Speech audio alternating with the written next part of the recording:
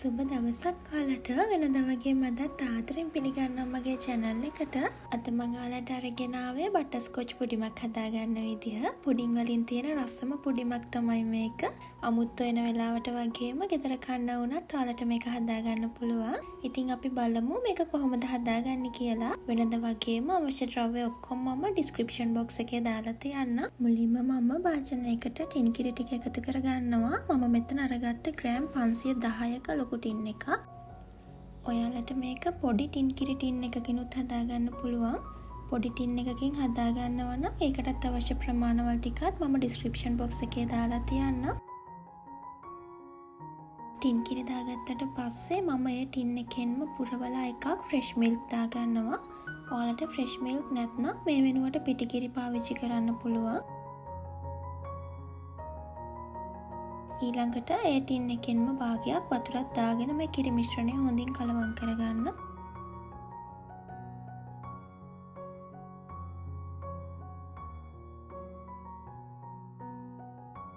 ඊළඟට අපි කැරමල් එක හදාගමු. මම මෙතන සීනි ග්‍රෑම් 150ක් අරගෙන තියනවා. දැන් මේක අඩු ගින්දරේ කැරමල් වෙන්න දෙන්න ඕන. හැඳි පාවිච්චි නොකර භාජනය පොඩ්ඩක් මේ විදිහට කරකන ගමන් කැරමල් එක හදාගන්න. මේ කැරමල් එක ගොඩක් කර වෙන්න දෙන්න එපා. එතකොට පුඩින් එකේ රස වෙනස් වෙන්න පුළුවන්. දැන් ලිප ඔෆ් කරගෙන මම මේකට බටර් ග්‍රෑම් 80ක් එකතු කරගෙන හොඳට දිය කරගන්නවා.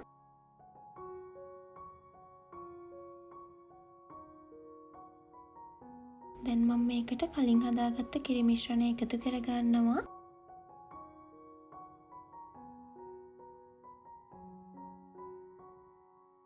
කිරි ටික ඔක්කොම එකතු කරගත්තට පස්සේ ආයෙත් ලිප ඔන් කරගෙන කිරි එක රත් කරගන්න. මේ කිරි එක හොඳට මිශ්‍ර කරගන්න. කිරි එකතු කරාට පස්සේ කැරමල් එක මේ විදිහට කැටි ගැහුනට බය වෙන්න එපා. දිගින් දිගටම මේක හැඳි ගන්න. එතකොට මේ කැරමල් එක දිය වෙනවා. දැන් අපි බටර්ස්කොච් මිශ්‍රණය හදාගෙන ඉවරයි. මේක බිත්තරයකට එකතු කරන්න කලින් හොඳට නිවෙන්න පැත්තකින් තියාගමු. දැන් මම භාජනයකට බිත්තර 8ක් එකතු කරගන්නවා. ඒක පෙන එනකන් හොඳට මිශ්‍ර කරගන්න. දැන් අපේ බිත්තර ටික හොඳට මිශ්‍ර වෙලා තියෙන්නේ. මේ වෙලාවේදී මම වැනිලා තේ හැඳි 3යි, ලුණු තේ හැඳි කාලයි, එනසල් 5ක් 6ක් විතර මේ විදිහට කුඩු කරගෙන එකතු කරගන්නවා. නැවතත් මේක හොඳට මිශ්‍ර කරගන්න. දැන් අපි හදාගත්ත බටර්ස්කොච් මිශ්‍රණය හොඳින් නිවිලා තියෙන්නේ. ඔයාලා හොඳට මතක තියාගන්න මේ මිශ්‍රණය බිත්තරයකට එකතු කරගන්න කලින් හොඳටම නිමිලා තියෙන්න ඕන. බටර්ස්කොච් මිශ්‍රණය බිත්තර මිශ්‍රණයට එකතු කරගෙන හොඳින් මිශ්‍ර කරගන්න. දැන් අපේ බටර්ස්කොච් පුඩින් මිශ්‍රණය හදාගෙන ඉවරයි. මම අද මේ පුඩින් එක oven එකේ තමයි හදාගන්නේ. ඔයාලට oven එකක් නැත්නම් ස්ටීම් කරගෙන හදාගන්නත් පුළුවන්. මම අද පුඩින් එක බේක් කරගන්න මේ වගේ ට්‍රේ එකක් පාවිච්චි කරනවා. පුඩින් එක ට්‍රේ එකට දාගන්න කලින් ට්‍රේ එක පුරාම හොඳට බටර් ටිකක් ගා ගන්න. දැන් මේ බටර් ගාගත්ත ට්‍රේ එකට අපි හදාගත්ත පුඩින් මිශ්‍රණය පෙරාගෙන එකතු කරගන්න ඕන. පුඩින් එක oven එකට දාන්න කලින් පුඩින් එක දාපු ට්‍රේ එකට වඩා ටිකක් ලොකු ට්‍රේ එකකට උණු වතුර ටිකක් එකතු කරගෙන ඒ වතුර එක උඩින් අපි හදාගත්ත පුඩින් ට්‍රේ එක තියාගන්න ඕන. දැන් මේක ඇලුමිනියම් ෆොයිල් පේපර් එකකින් හොඳට කවර් කරගන්න.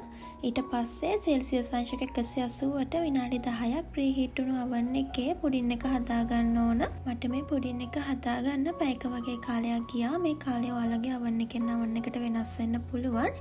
ඒ වගේම ඔයාලා මේ පුඩින් එක ස්ටීම් කරගන්නව නම් විනාඩි 50ක් පැයක් අතර කාලයක් ස්ටීම් කරගන්න. දැන් මේ පැයකට පස්සේ අපි හදාගත්ත පුඩින් එක හොඳට බේක් වෙලා තියෙන්නේ. oven එකෙන් එළියට ගත්තට පස්සේ මේ වගේ ටූත් පික් ටෙස්ට් එකක් කරලා බලන්න. ටූත් පික් එක මේ වගේ ක්ලීන් එකට එනවා නම් පුඩින් එක හොඳට බේක් වෙලා.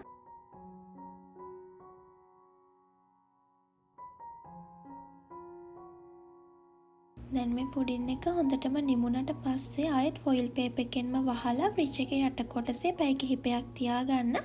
මේක කලින් දවසේ හදලා ෆ්‍රිජ් එකේ තියලා ඊට පස්සේ දවසේ කන්න ගන්නවා නම් ගොඩක් රසයි. මේ තියෙන්නේ අපි ශීතකරණේ තියලා ගත්ත බටර්ස්කොච් පුඩින් එක. දැන් මේ විදිහට පිහියකින් පුඩින් එක වටේ හොඳට බුරුල් කරගෙන අනිත් පැත්ත හරව ගමු. මේ තියෙන්නේ අපි හදාගත්ත බටර් ස්කොච් පුඩින් එක. අනිවාර්යෙන් ඔයාලත් හදලා බලන්න. මේ පුඩින් එක මාරම රසයි. ඉතින් මම හිතනවා අද වීඩියෝ එකත් ඔයාලට ප්‍රයෝජනවත් වෙන්න ඇති කියලා. මේ වීඩියෝ එකටත් ඔයාලා කැමති නම් ලයික් කරන්න, යාළුවන්ටත් බලන්න ෂෙයා කරන්න. ඔයාලගේ අදහසත් පහලින් කමෙන්ට් කරන්න අමතක කරන්න එපා. මේ වගේ වීඩියෝ දිගටම බලන්න අපේ channel එක subscribe කරලා bell icon එකත් click කරලා තියාගන්න.